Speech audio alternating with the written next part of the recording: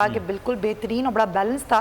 آج وزیر اعظم خطاب جمیل بھی ہمارے ساتھ ہیں. جمیل، ظاہر ہے جس وقت سے ابھی ہم گزر رہے ہیں، خاص طور پہ پاکستان کی سیاست گزر رہی ہے اور خاص طور پہ عمران خان کی ہم بات کریں، ایک پریشر تو ہے، لیکن جو آج OIC کے اجلاس میں جو انہوں نے خطاب کیا، اسلامو فوبیا بڑا اہم معاملہ جس میں بڑی اچیومنٹ ہے پاکستان کی، ہمیشہ بات کی عمران خان نے.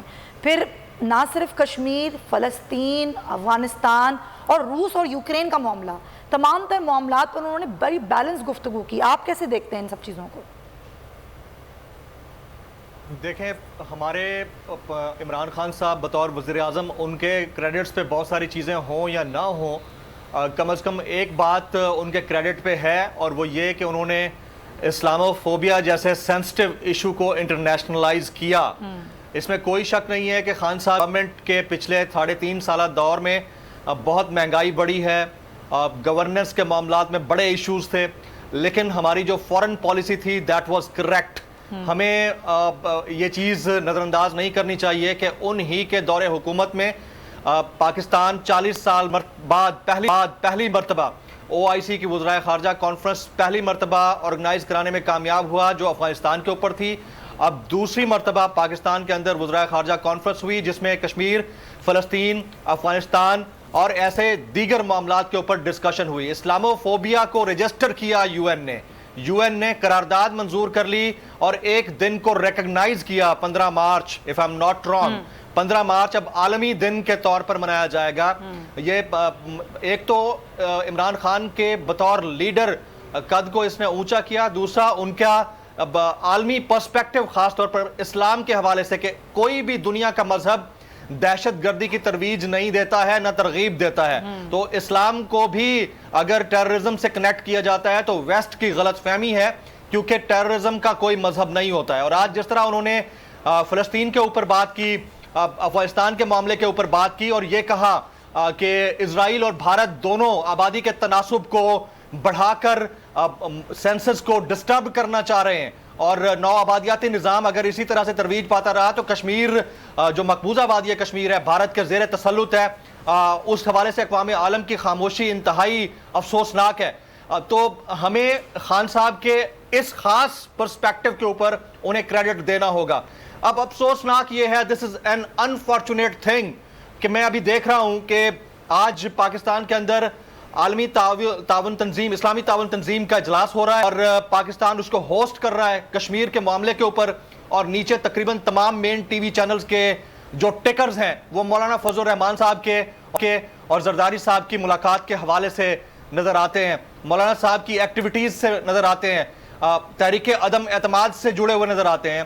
تو بہت انفارچونیٹ ہے خاص طور پر اس مومنٹ کے اوپر، یا تو اس اسلامی تعاون تنظیم کی پاکستان کی ہوسٹنگ جو تھی وزرائے خارجہ کانفرنس کی، اس کو پہلے کر لیا جاتا یا اس تحریک عدم اعتماد کے بعد میں کر لیا جاتا. کہ یہ بڑا انفارچونیٹ ہے، اور اس کا جو امپریشن جا رہا ہے، جو انٹرنیشنل میڈیا پروپیگیٹ کر رہا ہے، خاص طور پر انڈین میڈیا جس طرح پروپیگیٹ کر رہا ہے کہ آفٹر OIC خان صاحب جانے لگے ہیں، تو یہ بڑا انفارچونیٹ ہے پاکستان کی سٹیٹ کے لیے.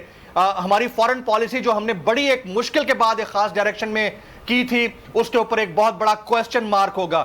آنے والے دنوں میں پاکستان کو شاید مزید مسائل فیس کرنا پڑے، لیکن خان صاحب کی کریڈٹ لسٹ سے نہ آپ، نہ ہم، نہ تاریخ یہ والے جو ان کے کریڈٹس ہیں ان کو ہٹا سکتی ہے کہ انہوں نے اسلامو فوبیا کو رجسٹر کرایا. UN کی جنرل اسمبلی کے اندر جس طرح ایک زبردست تقریر کی، اس کا کریڈٹ آیا.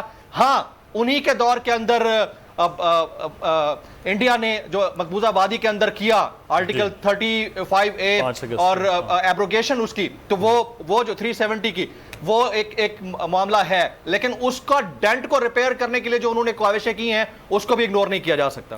بالکل صحیح ہے. نہ صرف آپ جو پاکستان کے الیکٹرانک میڈیا کے بات کر رہے ہیں کہ اس وقت فوری، جمیل آپ خود بھی دیکھ رہے ہوں گے سوشل میڈیا کے ٹرینڈز بھی، شاید OIC بہت نیچے وہ ٹرینڈ کر رہا ہے، اور کچھ اور پولیٹیکل جو ٹرینڈز ہیں اور جو بڑے غیر اخلاقی قسم کے ٹرینڈز ہیں وہ بہت شاید ٹاپ پر اس وقت وہ کر رہے ہیں. تو یہ بھی ایک بہرحال المیہ ہے. اس طرح بحیثیت پاکستانی بھی اس چیزوں کو اگر دیکھا جائے، جو سوشل میڈیا پہ بیٹھے اور جو الیکٹرانک میڈیا کے ذمہ داران ہیں ان کو بھی دیکھنا ہے. ایک چیز آپ بات کر رہے تھے ابھی لغاری صاحب، پیٹرو ڈالر کی، اسلامک بلاک کی، اسلامک بینک کی. سر یہ کوششیں تو ہوئیں، آپ نے تو یہ شاہد ہیں، آپ نے وہ ساری چیزیں اس وقت دیکھی ہیں. ہم تو ہسٹری کو اس پر پڑھ رہے. لیکن اس کے بعد پوری مسلم ورلڈ میں پورا ایک بہت بڑا چینج آیا. وہ چینج ان لیڈرشپ کے حوالے سے تھا. کچھ کو سائیڈ لائن کر دیا گیا, کچھ کو اس وقت رستے سے ہٹا دیا گیا, کچھ کو ویسے ہی جو ہے وہ موت کے گھاٹ اتار دیا کسی نہ کسی طرح سے. اور اس کے بعد پھر پوری دنیا ایک دم سے چینج ہوتی ہوئی نظر آئی ہے.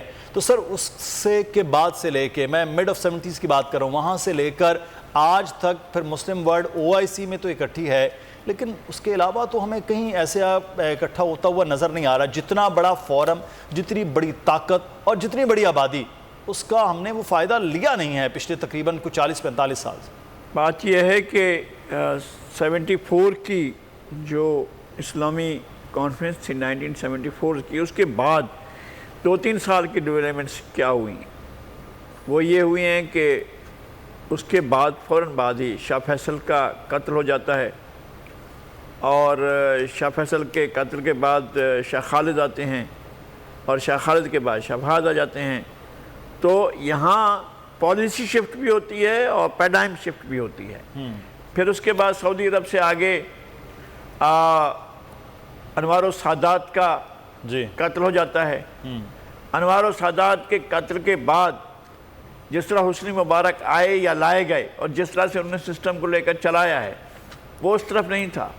اصل بات یہ ہے کہ یہ جو تبدیلیاں تھیں 74 کے بعد کی, 74 کے وقت اسلامی دنیا میں, عرب دنیا میں بعض پارٹیاں حکمران تھیں.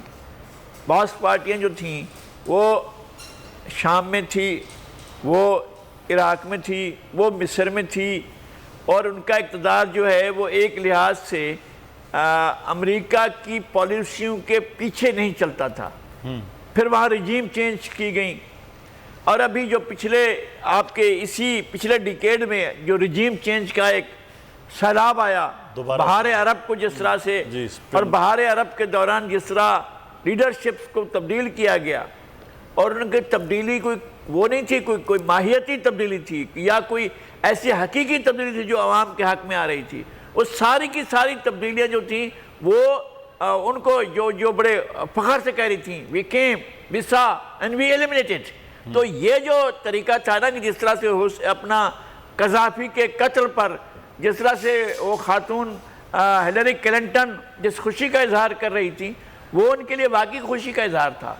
اس لیے کہ قذافی نے تو پوری دنیا کے مسلمانوں کے لیے دروازے کھولے ہوئے تھے. پاکستان کے بہت سے لوگ وہاں کام کرتے تھے, بلکہ بنگلہ دیش کے بعد کوئی 2-2.5 لاکھ آدمی اب بہار عرب سے کچھ ہی عرصہ پہلے وہاں پر جابز پر گئے تھے. پاکستان کے لوگ بھی گئے تھے, لیکن اس نے اس سسٹم کو ایلیمنیٹ کیا جو سسٹم وہاں چل رہا تھا. یعنی خود لیبیا کے اندر زیرو ٹیکسیشن تھی, زیرو ٹیکسیشن, اور اب وہاں پر لوگ بھیک مانگتے پھر رہے ہیں. لوگوں کی زندگی کو تباہ کر دیا گیا ہے. وہاں سے چلیں آپ جہاں سے تبدیلیاں آئی ہیں, ہمارے بومدین کو تبدیل کیا گیا, پھر وہ زین العابدین علی کو تبدیل کیا گیا, پھر اس کے بعد جو ہے وہ حسنی مبارک کو, اپنا حسنی مبارک تو ویسے ہی گیا تھا, اس کو اپنا بہار عرب میں حسنی مبارک کو ہی اس کا تختہ الٹا گیا, اس کا اقتدار ختم کیا گیا. پھر وہاں پر استحکام نہیں آ سکا, پھر وہاں پر ایک فوجی جنتا آ کر بیٹھ گئی ہے جس کا کوئی تعلق نہیں ہے وہاں کے عوام سے. پھر اس طرح سے کوشش کی گئی شام میں تبدیلی لانے کی, شام میں وہ تبدیلی نہیں لا سکے, اور خانہ جنگی کا تو وہ خانہ جنگی ہوئی اور وہاں پر خطرناک نتائج ہوئے. پھر اس طرح کے معاملات اور بھی تھے. یعنی جس طرح سے ہمارا ترکی لغاری صاحب پھر خواب ہے کہ یہ اکٹھے ہونا, اور یہ جو آپ بات کریں کہ یہ طاقت کا اکٹھے ہونا اور پاورفل طاقت کا مظاہرہ ہونا, وہ تو پھر خواب ہے اس وقت بھی. نہیں, میں یہ سمجھتا ہوں کہ مسلم دنیا جو ہے اس نے ریئلائز نہیں کیا ہے کہ خود بڑی کتنی بڑی طاقت ہے. یہ ابھی ہم کسی جگہ پڑھ رہے تھے یا دیکھ رہے تھے کہ جناب اگر ہاتھی کو یہ پتا ہو جائے کہ میں شیر کو ایک پاؤں کے نیچے رکھ کر ختم کر سکتا ہوں, تو پھر یہ کہ سارے ہاتھی مل کر چلے اور سارے شیر جو ہیں وہ ان کے قدموں کے نیچے پڑے ہوں. چونکہ سبسکرائب کریں اور بیل دبائیں تاکہ کوئی خبر رہ نہ جائے.